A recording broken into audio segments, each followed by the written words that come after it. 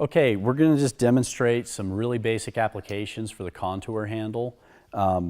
There is so much rehab to be done with a handle that we're just kind of introduce a few things and show you just how well the product works.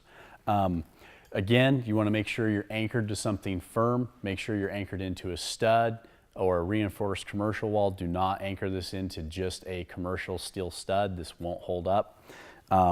So we're anchored in right here at the proper level. We're just gonna do a little external and internal rotation.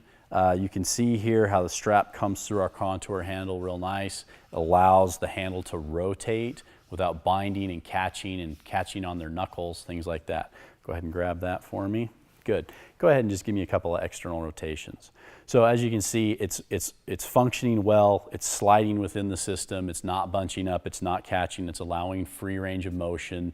You know, some cheaper handles that I've used in the past, they just don't work right. They rub across the knuckles. They do different things. Go ahead and switch hands for me. As you can see, we're in our working space. You want to make sure you're within that range. Go ahead, internal rotation. Go ahead and take another step out, because as your arm is in full external rotation, there you go. Good. That's where our zero is at. So depending, you know, a lot of people talk, only do partial range, do full. I'm not here to argue any one of those stances. I just want to show you how well the product works here. Obviously, as a clinician or trainer, you're going to make your decision. But again, it's functioning well. There's enough space in here that it's not scraping across her knuckles.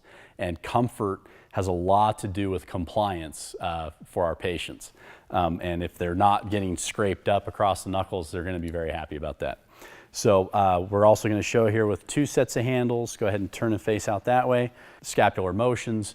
She's just going to come straight out here. She's going to give us some, you know, dynamic hugs, push-up plus, whatever your term is that you like to use.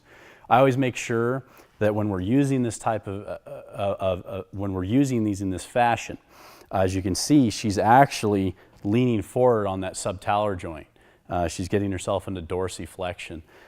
We don't want that. We want that means she's having to recruit a whole bunch more, and this is something, if you don't use a lot of resistance band training, that you need to get used to. If they are having to alter the way they stand, that means you've got too much resistance on the system. You need to back off. So because progressive resistance is based on the distance, you need to get them closer to your anchor point.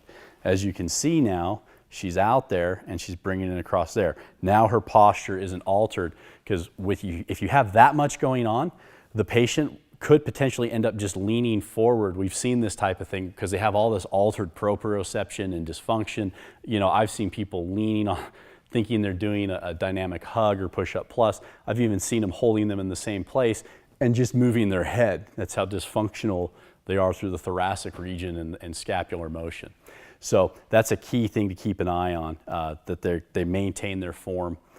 Progressive resistance, elastic resistance can affect the body in some different ways than weights, because weights only pull one direction. We're actually, our greatest force here is actually not straight down, it's pulling her back. So, okay.